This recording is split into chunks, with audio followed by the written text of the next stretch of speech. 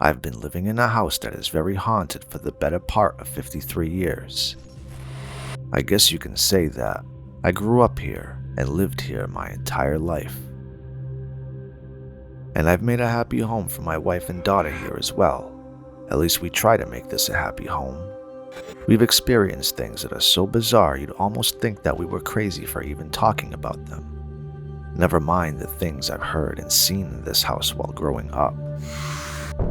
While I would love to talk about everything that has happened here, I would like to tell you about how it all started for me when I was 7 years old. It's actually the very first incident that I encountered while living here. The house was built in 1875. It's been remodeled throughout the years to keep up with modern times, but it still rests on the very foundation it was built on. This house. As I'm writing this, I can hear footsteps creaking above me on the second floor. This is an all-day thing, but we've learned to live with it. While growing up here and being the only child, my parents already knew about the house being haunted, but they tried sheltering me from it, meaning if I heard something strange, my father or mother would say something to the likes of, "Oh honey, those damn pipes again, we need to call the plumber." Or if there were footsteps creaking on the floorboards, they would blame the flooring for being very old. I would hear scratching all throughout the walls and ceilings, all sorts of strange and bizarre sounds. But this incident, this day, changed everything. And I remember this day, or rather night, as if it happened yesterday.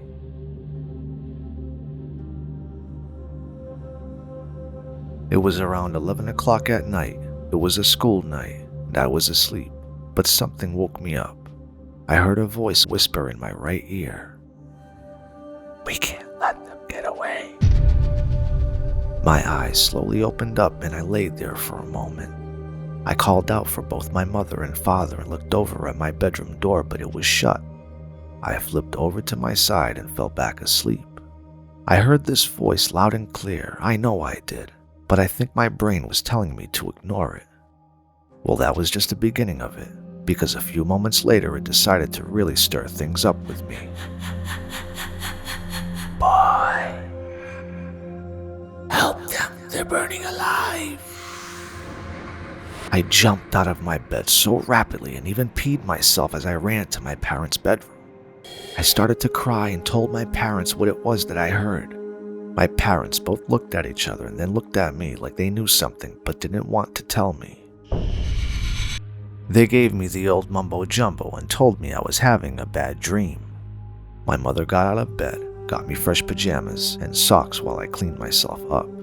Peeing yourself at 7 years old isn't fun, especially when it's a raspy old scary voice shouting that someone's burning alive in your bedroom while you're sleeping. Alright, here is where it gets very, very scary. If this doesn't scare the socks off of you, I don't know what will. And before I continue, the voice that I heard, "Help them," we think it's the original owner of the house.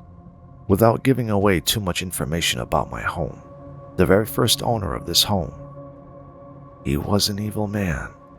We've heard stories about him torturing animals, killing them, and then taxiderming them, scattering them all throughout the house like his own little museum of horror.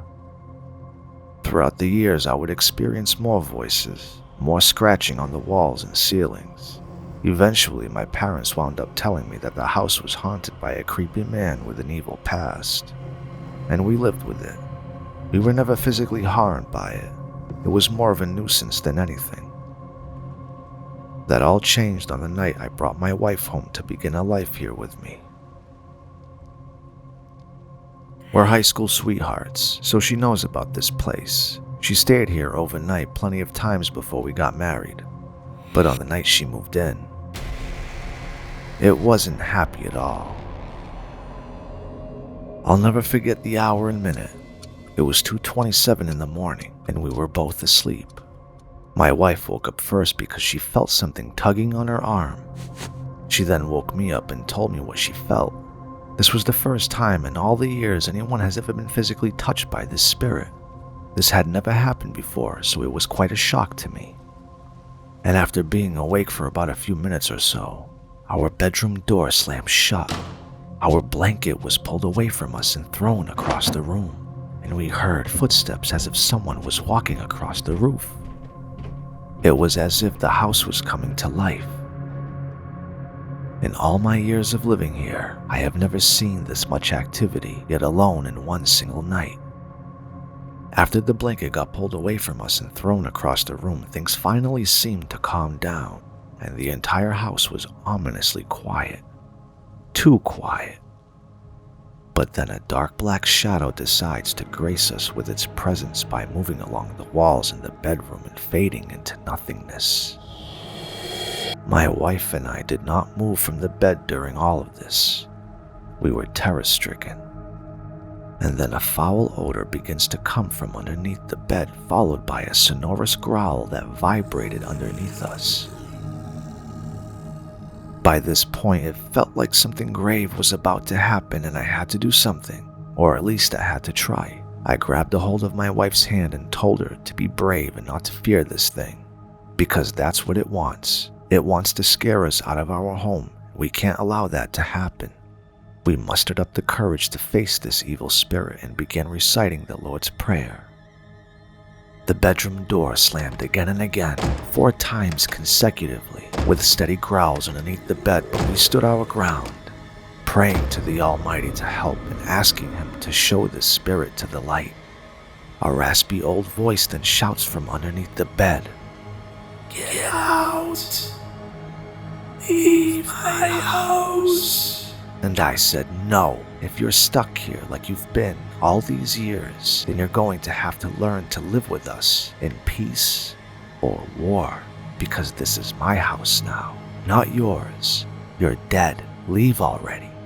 Go with God, and go into the light." After 10 minutes of praying and arguing with this thing, it all just seemed to come to a pass. I wiped the tears of fear from my wife's eyes and embraced her painful shivers. I too was frozen over by the horror that leveled us during that night, and nothing of that magnitude ever occurred again, and our home stood silent for a while. For a year to be exact, which was very peaceful. The voices and scratching on the walls and ceilings, footsteps and disembodied voices eventually returned. But it doesn't bother us at all. We pay it no mind. Doesn't bother my daughter, not my wife nor I. We've just learned to live with it. I know that must sound strange, but this is my home. Our home. And we intend to keep it that way.